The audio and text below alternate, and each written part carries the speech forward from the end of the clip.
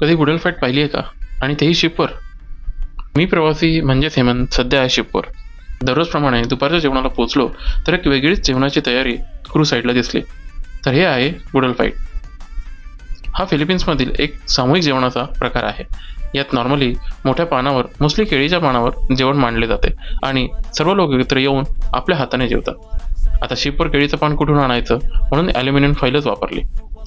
हे प्रामुख्याने फिलिपिन्स लष्कराकडून सुरू झाले होते, पण आता पार्टीज, गेट टुगेदर आणि वेगवेगळ्या समारंभांमध्ये देखील लोकप्रिय झाले आहे.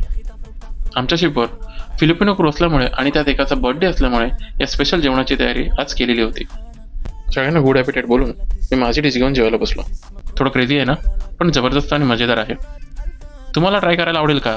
किंवा आपल्याकडे अशा पद्धतीची मेजवानी असते का? तर मला कमेंटमध्ये नक्की सांगा. आणि हो, तुम्हाला माहिती आहेत हे खेकडे कुठून आले शिपवरती? त्यासाठी पुढचा मिनी ब्लॉग नक्की बघा.